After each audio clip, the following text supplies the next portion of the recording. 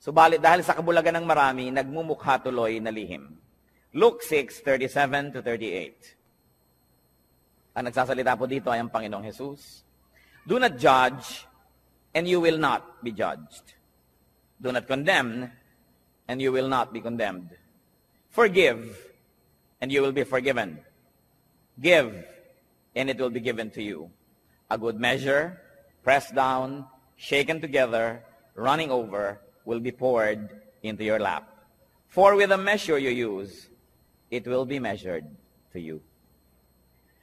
Narito po at mahuhukay sa ilang mga pangungusap na ito, ang pinag-uusapan nating tatlong lihim ng mga taong tumatanggap ng pagpapala. Sabi ng Panginoon, huwag manghuhusga ng kapwa at nang di kayo husgahan. Magpatawad at nang kayo'y mapatawad din. Magbigay at nang kayo'y mabigyan din. At papaano po ipinakita at ipinaliwanag kung paano daw tayo bibigyan kung tayo mapagbigay? A good measure, pressed down, shaken together, and running over. Siksik, liglig, umaapaw. Ang ibubuhos daw sa kandungan nung bibigyan. Paano po kandungan? Nung araw po, lalo sa Israel, pag bumibili kayo ng trigo o bumibili kayo ng mga kung ano-anong mga grains, mga butil, may mga madadayang tendero, ang galing ng pulso, na pag nagsasalin sila nung mga butil na ito dun sa sukatan, kumbaga sa salop, ang galing nilang magpasama ng hangin, kaya tuloy maraming mga hangin sa pagitan ng mga trigo, konti lang pala yung laman, mukhang puno na. At mabilis nila yung isasalin sa yung sisidlan, para huwag mo nang mabigyan ng oras na yung trigo na yun ay bumaba. Kasi pag tumagal, bababa yun malalaman mong may kulang pala sa sukatan. Yun daw ibibigay ng Panginoon, tama ang sukatan, tapos siniksik pa, inuga-uga, para lalo pang bumaba at madagdagan pa uli pag nagkaroon na naman ng espasyo, at umaapaw. At dahil po nung araw, ang tao, lalaki at babae, mahahaba ang mga damit. Pag may binibili kayong mga trigo, wala naman kayong dalang paper bag, wala naman kayong dalang grocery bag, hahawakan nyo ang laylayan ng mahaba nyong damit hanggang makarating sa may gitna ng inyong hita ang laylayan na yon, at para kayo ngayong may malaking-malaking bulsang hawak, doon ibubuhos yung pagpapala. Kaya sabi, it will be poured into your lap. Napakagandang makita na yung binigyan ay hindi nagreklamo, nung sukatin niya sa bahay ay hindi kulang, kundi sobra-sobra pa. At narito po yung 3 secrets of blessed people. At pwede rin nating sabihin ito na 3 steps to blessedness. Unang-una pong daan tungo sa pagpapala ng Diyos, do not judge. Huwag manghuhusga ng kapwa. Tingnan po natin sa dictionary ang ibig sabihin ng to judge. It is to form an opinion or to pass judgment on someone. So makikita po natin na yung palang lumilikha ka ng yung mga iniisip tungkol sa isang tao, yung sinasabi mo na siya ay ganito, siya ay ganon, hindi mo pa naman lubos na nauunawaan, yan ay isang uri ng judgment. Pag may nagsumbong sa iyo tungkol sa isang tao, hindi mo pa naririnig ang panig ng isinumbong, kampi ka na agad doon sa nagsumbong, isang uri ng judgment. May nabalitaan ka, hindi mo naman nalaman kung anong paliwanag ng kabilang partido, bumuo ka na agad ng pasya kung sino ang tama at mali, sino ang masama at mabuti, isang uri na naman ng judgment. Huwag daw manghuhusga. Matthew 7:1-2, ang Panginoong Jesus, sabi niya, do not judge. This is another echo of what was said. Or you too will be judged. For in the same way you judge others, you will be judged. And with the measure you use, it will be measured to you. What will happen if we judged? Ano pong mangyayari pag tayo naghatol sa kapwa? Malinaw na malinaw ang sinabi. You too will be judged. Pag ikaw ay humatol, hahatulan ka rin. Nino? Ng tao at ng Diyos. Di po ba't pag may mga sinasabi sa iyong, dapat malinis ang bahay mo, dapat ganitong ginagawa mo, dapat ganyan ka, sasabihin ng iba, bakit ikaw? Kasi ikay humahatol, hahatulan ka rin. Pero, ang mas masakit doon, hahatulan ka ng Diyos. At yun ang mabigat na hatol. At ano naman po ang problema kung hahatulan tayo ng Diyos? Well, you will be found guilty. Tiyak na pagka Diyos ang naghukom sa atin at tayo'y sinukat, tayo'y kulang. Tayo'y tinimbang, siguradong tayo'y kulang. Sapagkat sabi sa Romans 3:23, for all have sinned and fall short of the glory of God. Lahat ay nagkasala at kinapos sa kaluwalhatian ng Diyos. May exempted ba? Exempted ba ang mga taga-Bacolod? Exempted ba ang mga taga-Las Piñas? Hindi. Sabi, lahat ay nagkasala at kinapos. Romans 3:10-12, as it is written, there is no one righteous, not even one. There is no one who understands, no one who seeks God. All have turned away, they have together become worthless. There is no one who does good, not even one. Sa tingin ng langit, walang gumagawa ng tama. Lahat ay nagkakamali, panapanahon lang. Kung minsan ay tamang-tama ka ng 2 araw, sa pangatlong araw, nadapa, may mali na.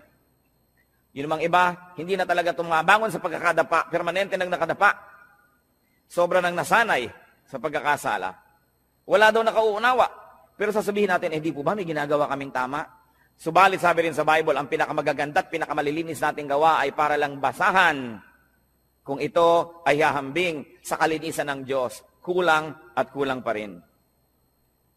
Kaya walang maaring magyabang na sasabihin niyang, ako'y tama, so pwede na ako ngayong manghusga ng iba. Ako'y maayos, so pwede ko na ngayong hatulan ng ibang hindi maayos. Sapagkat maaring maayos kayo ngayon, hawak niyo ba ang bukas? Nakatitiyak ba tayo? Napakarami pong naririnig ko nung araw, mga magulang, kung pintasan yung mga anak na dalaga ng kapitbahay, ng mga tagarong kabilang kalye. Pagkatapos, kung lumaon yung mga sarili nilang anak na dalaga ang mga napapariwara, di wala na sila ngayong masabi, dahil nauna na ang paghatol nila doon sa iba, sabi pa naman, kung anong panukat mo sa iba, ganun ka susukatin. Sobra kang mahigpit sa iba, magiging mahigpit din sa iyo ang Diyos. Yan ang problema pag tayo po'y humahatol agad. Genesis 6:5, nung nilikha ng Diyos ang tao at kutakot-takot na kasalanan at mga kasamaan ng ginawa ng tao, the Lord saw how great man's wickedness on the earth had become, and that every inclination of the thoughts of his heart was only evil all the time. Nakita ng Panginoon kung gaano naging kasama ang puso ng tao na wala siyang hinahangad, iniisip, kundi ang gumawa ng kasalanan. What will happen if you did not judge others? Well, you will not be judged. Yun ang blessedness. You will not be judged by people. Kasi hindi ka mapagsasabang, bakit ikaw? Bakit ikaw? Kasi wala ka naman binibitawang mga salita na humahamak sa iba at humahatol sa iba, so bakit kasi silipin? Pero ang mahalaga, God will not judge you. Hindi ko po alam kung naranasan nyo na mga kapatid, mga kaibigan, na talagang may ginawa kayong masama, talagang mali, tapos huling-huli kayo at wala na kayo talagang maikakatuwiran at ang kailangan nyo na lang talaga awa ng kapwa. Ang kailangan nyo na lang talaga maunawaan kayo, patawarin kayo. Kung tayo nalagay na sa ganung mga kalagayan, alam natin kung gaano kahina ang posisyon ng isang taong may kasalanan. Kaya ang inaalok ng Panginoon, patawad. Napakataas ng Diyos. At sa kanyang kabutihan, sa ating mga kabiguang siya'y abutin, ay minarapat niyang dumukwang, yumuko at tayo'y abutin. Lumilinis tayo, hindi dahil tayo malinis, kundi dahil tayo'y pinapatawad lamang. Kaya tayo na tumatanggap ng patawad ng Diyos, sino tayo para hindi magpatawad ng iba? Tayo na nangangailangan ng kanyang kabutihan, sino tayo para hindi maging mabuti sa iba? Napaka-importante mga kapatid, you want to be blessed? Do not judge. Pero araw-araw, gaano karami ang inyong binibitay? Gaano karami ang ating ipinapasilya elektrika, pinibigyan ng lethal injection? Gaano karami ang sinisira natin ng puri, pinapakulong natin, sinasaktan natin dahil sa ating mga bibig? Hindi nyo pa alam kung bakit nagkagulo yung 2 tao, may kakampihan na kayo agad. Pag may nakagalit ang inyong anak, ang inyong kapatid, ang kapatid nyo anak at anak, lagi ang mabuti at ang laging masama ibang tao. Wala pa akong nakitang magulang na yung anak niya nag-drugs, napariwara, gumawa ng mga masama, nasasabihin niya, naku, masama ang anak ko. Wala. Laging nahawa sa masasamang kaibigan. Yung mga magulang naman, nung sinasabing masamang kaibigan na yun, yun din ang sinasabi nun, ako yung anak ko na influensya lang nung kabila eh. Kailan tayo magbubukas ng mata para tanggapin ang mga kamalian, mga kahinaan natin at ng mga mahal natin sa buhay? Kampi-kampi. We judge people immediately if they cross the path of those people that we love. Kaya yang pong emosyon, madalas yan bumubulag, sumisira sa isang malinaw na pag-iisip. Nakita niyo po sa mga hukuman, bago patawan ng hukom ang isang nasa sakdal, kailangan mo nang madinig ang magkabilang panig. May saksi ang umuusig, may saksi naman ang nagtatanggol. Pareho silang bibigyan ng panahon, susuriin ang kanilang mga sinasabi. Pero tayo po ba ginagawa natin yon o napakabilis nating gumawa ng mga conclusion na mga pagpapasya tungkol sa iba nating kapwa? Remember, pwede naman kayo mag-judge, okay lang yon. Just be perfect so that you will not be judged. But as long as you have sins, as long as you have errors and weaknesses, be kind with your judgment because you will need the same kindness to be applied to you. Do not judge if you want to be blessed. Ngayon po yung verse 37 ng Luke 6 na binabasa natin, forgive and you will be forgiven. Pangalawang hakbang tungo sa pagpapala, second step to blessedness, forgive. Magpatawad. Ano po bang kahulugan sa dictionary ng forgive? It is to stop blaming. Tigilan na ang paninisi or to absolve from payment. Huwag nang singilin pa. At hindi pinag-uusapan dito ang pera o utang. Mabuting malinaw. Ang pinag-uusapan po dito yung mga utang sa loob na nasaktan kita, sige na, huwag nang singilin. Nagkamali ako sa iyo, sige na patawarin. Nagkulang ako sa iyo, sige na punan. Do not collect or take revenge. Balance the sheets. Kung meron pong metro, sige na, i-return na yung reading sa 0. Huwag nang matuos. Magpatawad. Gaano po sa ating karami ang may dala-dala dito sa puso na lason? Asido. Dahil hindi tayo nagpapatawad ng kapwa. Mga misis, na pinagtaksilan ng iyong mga asawa once upon a time, napatawad nyo na ba? Kasi kung hindi pa kayo nagpapatawad, kahit pa nga kayo yung agrabyado, magiging dalawa ang pagka-agrabyado nyo. Kasi, hindi rin kayo patatawarin. Na bagamat hindi kayo naging taksil na asawa, maaring may iba naman kayong ibang kasalanan na iuusig din sa atin ng langit. Kaya ang nagkataon ay pare-pareho lang tayong makasalanan. Iba-iba lang ang uri, anyo, hugis, kulay ng ating mga pagkakamali. Pero kung tutuusin, lahat din naman tayo ay may mga pagkakamali. At pag hindi kayo nagpatawad, kayo nagiging bilanggo ng taong kinamumuhian ninyo.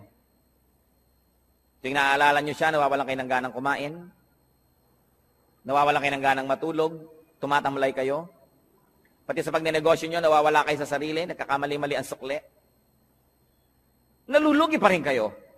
Ipagpalagay na minsan na tayong nalugi, minsan na tayong nasaktan, minsan na tayong nahirapan. Pero habang di pa kayo nagpapatawad, patuloy pa kayong masasaktan. Kaya sa pagpapatawad, hindi lang yung taong nagkamali ang pinapalaya ninyo, kundi ang inyong mga sarili rin. Gaano karami ang dumating ngayon dito na may kinikimkim sa puso na sama ng loob, galit, nakatanim na mga hinanakit. Sayang ang pagpunta nyo rito kung lalabas pa kayo sa pinto ng bulwagang ito na dala-dala nyo pa rin yan pauwi. Alam nyo po ba na kayo'y kinatagpo ng Panginoon ngayon, hindi ito isang aksidente, sapagkat nais niya tayong lahat palayain mula sa spirito ng hindi pagpapatawad. Kung ang Panginoong Jesus na walang kasalanan, hinampas, sinaktan, ipinako, pinagbuhat ng mabigat na troso, inalipusta, binuran sa muka, binunutan ng bigote, sinampal, pinagsabihan ng mga masasakit na salita, sa kabila ng kanyang pagbuhay sa mga patay, pagpapagaling sa mga may sakit, pagpapakain sa mahihirap, sa kabila nun ay siya'y nagawa ng masama, subalit siya'y nagpatawad. Sino naman tayo para hindi magpatawad? Meron din naman tayong nagawang mga masasama. What will happen if you forgave? You will be forgiven. Kuminsan po, nalulungkot ako makita ang marami nating kababayang mga relihiyoso. Nagpapapako sa krus, naghahampas sa sarili, hinihiwa ng blade ang mga likod, dumidipa, lumuluhod sa munggot asin, naglalakad ng paluhod, pinahihirapan ng sarili upang mapatawad sa kanyang mga kasalanan. Hindi naman lihim ang daan tungo sa kapatawaran. Hindi sinasabi ng Panginoon na, para patawarin kita, pahirapan mo ang sarili mo, saktan mo ang sarili mo. Ano po ba ang Diyos natin? Sadistang Diyos? Na ikalulugod niya na makita na tayo nahihirapan, nagdurugo, nagpapawis ng dugo? Hindi siya ganon. Hindi hinihingi ng Diyos ang ating mga sakripisyo para niya tayo patawarin. Ang sinasabi lang ng Diyos, magpatawad ka sa kapwa mo at mapapatawad ka rin ng langit. Hindi natin kailangan gawin yung mga mahihirap na ginagawa ng marami. Kaya nakakalungkot po sapagkat ko ang Biblia, ang salita ng Diyos ay hindi nakabukas at hindi tinatanggap ng bukas na puso. Maraming ginagawa ang taong nasasayang. Pinipilit niya magpunyagi, maghirap. Subalit hindi naman pala yun ang hinihingi ng Diyos. Magpatawad ka lang sa kapwa. Kaya kung tutuusin, parang mapalad ka pa nga pagka marami nagkamali sa iyo eh. Kasi marami ka ring mapapatawad. Therefore, you position yourself in the path of God's forgiveness. That's why everything that happens can be a blessing. If only you would open your eyes and see that our God is a God who dispenses blessing everywhere, every time, in every situation. What will happen if you did not forgive others? Ano naman ang mangyayari kung di kayo magpatawad? Matthew 6:14-15. Ito po ang sabi ng Panginoong Jesus. For if you forgive men their sin against you, your heavenly Father will also forgive you. But if you do not forgive men their sins, your Father will not forgive your sins. Yan po yung dasal nating Ama namin. Patawarin mo po kami sa aming mga utang, gaya rin naman ng pagpapatawad namin sa nagkakautang sa amin. Forgive us as we forgive those who trespass against us. Patawarin mo kami, gaya rin naman ng aming pagpapatawad. So ang sinasabi, Lord, kung kami po ay mahilig magbigay ng patawad, edi mahilig din kayong patawarin kami. Kung ayaw po namin magpatawad, huwag nyo rin kaming patawarin. At kung binibigyan po namin ng limitasyon ng aming pagpapatawad, na sinasabi natin, pangatlong beses mo nang ginawa yan, sa susunod, di na kita patatawarin, Lord, ganun din pong gawin nyo sa akin. Pag 3 beses na ako nagkaroon ng isang kasalanan paulit-ulit, sa ika-4, huwag nyo na po akong patawarin. Nauunawa po ba natin ito? Na kung tayo hindi nagpapatawad, tayo rin ang nalulugi. Forgiveness is a bridge. Don't burn the bridge over which you too must pass. Kung minsan sa kahigpitan natin, ayaw nating may makatawid, sinunog natin ang tulay, pero yun pala, kailangan din nating tumawid, pati tayo nadamay, hindi rin nakatulay. Kailangan ang pagpapatawad. Sasabihin ng iba, Pastor, napakahirap naman po yata yung magpatawad. Agree ako sa inyo. Yes, mahirap. Pero di po ba mas mahirap hindi magpatawad? Naaalala mo pa, sumasakit pa yung dibdib. Lumulungkot ka. Tumataas ang iyong blood pressure. Pagka naaalala mo ang mga gumawa sa'yo ng mali. Mahirap magpatawad, pero mahirap ding hindi magpatawad. Hirap din lang at hirap ang gawin nyo na yung sa panig ng Panginoon, yung inuutos niya magpatawad. At yan po ang dalangin ko ngayon, kung tayo merong daladala sa puso, dapat patawarin. Siguro parang pelikula na pumapasok sa screen ng inyong utak ang mga mukha ng mga taong ito. Patawarin nyo na. Alang-alang kay Kristo. At kundi man lang alang-alang sa Kanya, mga kapatid, alang-alang sa inyong sarili. Sapagkat malinaw ang sinabi ng Panginoon, ang hindi nagpapatawad ay di rin patatawarin ng Ama sa langit. Kailangan ng isang himala para yan mangyari. Kailangan ng hipo ng Espiritong Banal para tayo magkaroon ng pagpapatawad. At yan po ang hihingi natin sa Diyos ngayon. Isang makapangyarihan na hipo niya. Magkaroon ng himala sa ating puso. Magkaroon tayo ng kakayahang magpatawad, bagamat hindi sana yun ang gusto natin. Kuminsan na yung gusto natin maghiganti. Subalit hindi yan ang paraan ng Diyos. At ang gumaganti, nagagantihan uli, magagantihan, hindi na matapos ang gantihan. So if you do not forgive, you will not be forgiven by people and by God. You will remain guilty. Therefore, you will be judged. And in the end, you will be condemned. Pangalawa pong hakbang, forgive. Pangatlong hakbang, tungo sa pagpapala, give. Napakalinaw po ng sinabi, give and it will be given to you. Magbigay ka at susuklian ka. Bibigyan ka rin. At ano po, higit sa ibinigay mo, ang ibibigay sa iyo. Kasi, sukat na tama, sisiksikin, liligligin, aalugin, at umaapaw pa ang ibibigay sa atin. Wala tayong kalugihan. So give to people. Give people your 3 T's. 3 letrang T. Time, talent, treasure. Ibigay natin yan sa tao. Lalo sa mga mahal natin sa buhay. Nagtataka naman ako sa mga tao na nag-aaway-away ang magkakapatid dahil sa kaprasong mana. Natitikis ang mga kamag-anak na may sakit, may pagdurusa, samantalang meron naman pwedeng itulong. Sabi, give. What we do to people is counted as done for and given to Christ. Alam niyo po ba na ang pagbibigay sa tao, lalo yung hindi nakakaganti, hindi makakapagbayad, ay inaari ni Kristong sa kanya ibinigay at kung ganon, siya ang magbabayad. Ano po ba ang tunay na pagbibigay? Yung ang binibigyan mo ay walang kakayahang gumante ng mabuti rin. Kasi kung may kakayahan, binigyan mo lang, baka investment lang yan, puhunan, namumuhunan ka lang. Nagbibigay ka ng maganda dahil may kapangyarihan siyang magsukli sa'yo sa panahon na kailangan mo siguro ang tulong niya. Hindi nyo ba napapansin, pagka mayaman ang may birthday, mahal ang mga regalo? Tapos pagkapwa natin mahirap ang may birthday, kung ano-ano lang ng mga binalot na kalendaryo, mga tuwalyang may mga sulat na inchik na good morning, na isang laba mo lang, gapak-gapak na. Kasi mahirap ka eh. Baka hindi ka makapagbigay ng mamahalin sa birthday niya, so ba't kanya bibigyan ng mahal? So hindi nagbibigay, namumuhunan. Pero kung tayo po ay mga maralita, may nagregalo sa atin ng napakahalagang bagay, alam nilang hindi natin kayang suklian yon. Yun ang tunay na nagbigay. So pati po ang ating mga pagbibigay susuriin natin, tayo ba'y nagpapadama lamang, namumuhunan lamang, o nagbibigay talaga? Sa palagay niyo po ba ay maipagkakaila natin sa Diyos ang tunay na laman ng ating puso?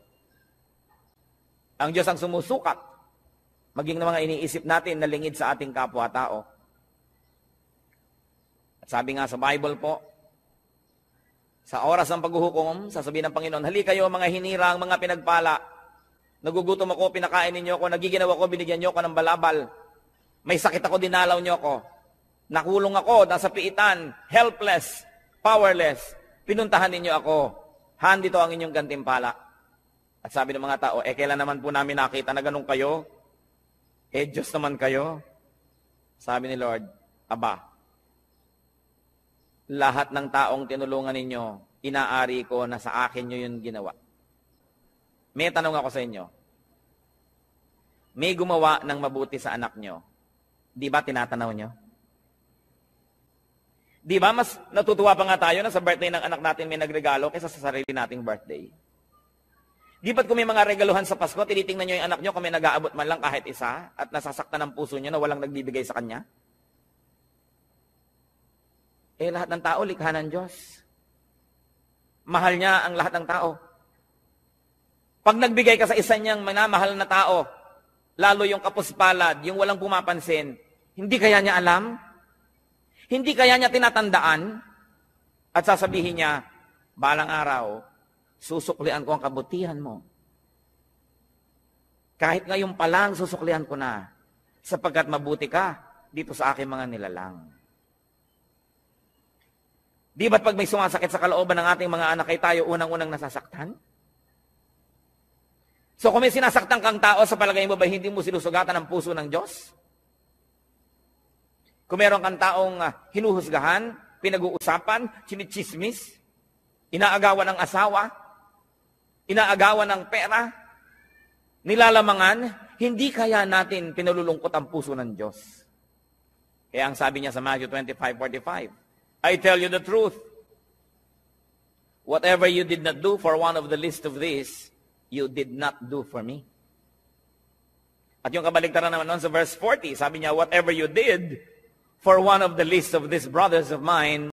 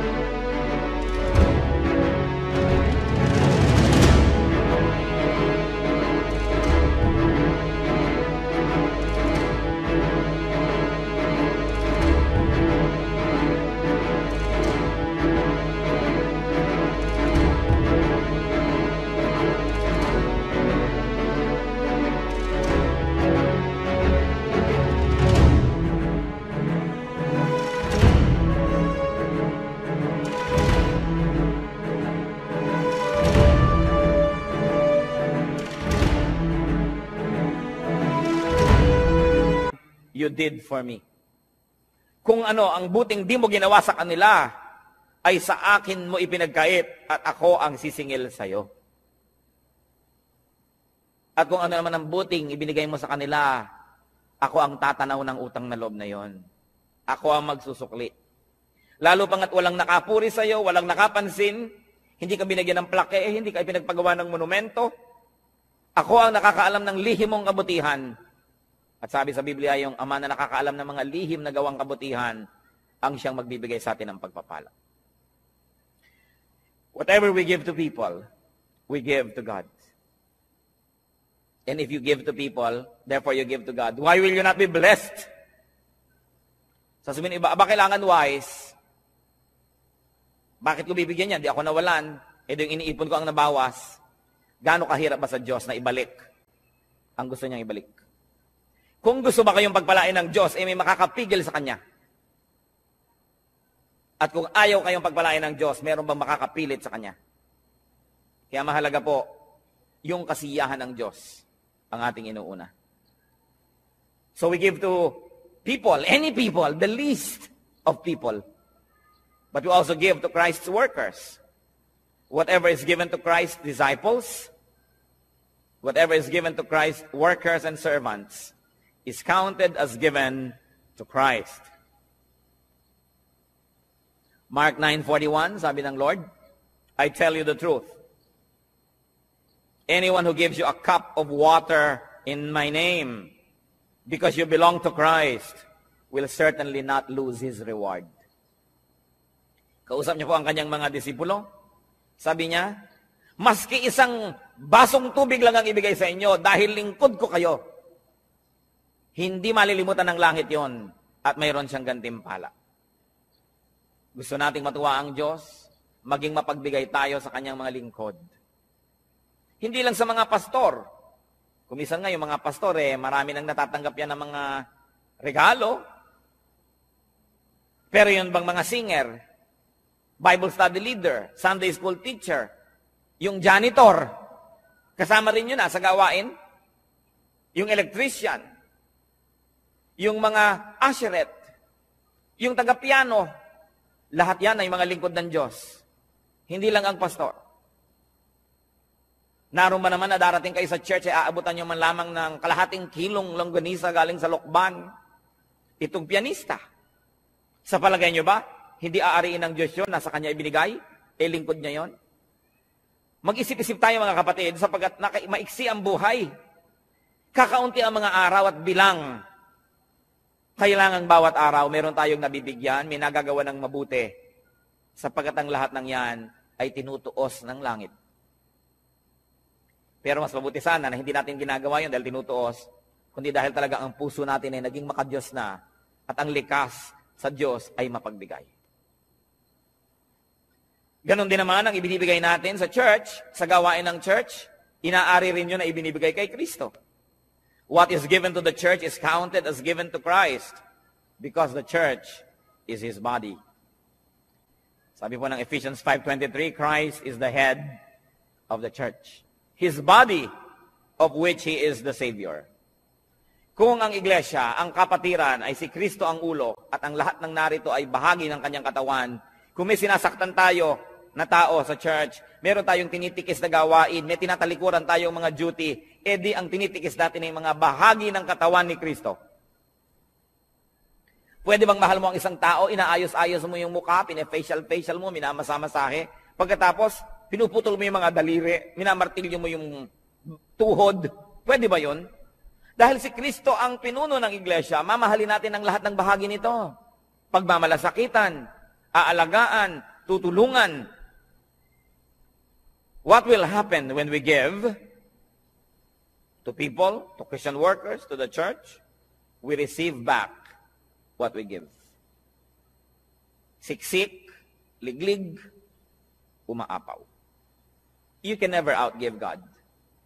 Katulad ng mga lingkod ng Panginoon, mga pastor, mga misyonero na marami nagre-regalo, tiyak na yung mga nagre-regalo doon dahil una nang naregaluhan noong manggagawa na yun ng Panginoon. Siguro na ipanalangin, siguro yung naturuan, na bigyan ng pangaral, na bless, kaya ngayon nagsusukli. Yan ang sinasabi, pag nagbigay ka, may babalik. Ngayon, kung walang nagbibigay sa iyo, kapatid, edi mag-isip-isip ka rin. Baka naman hindi ka rin nagbibigay kasi. Because if you are a blessing to people, the same people will also be blessings to you.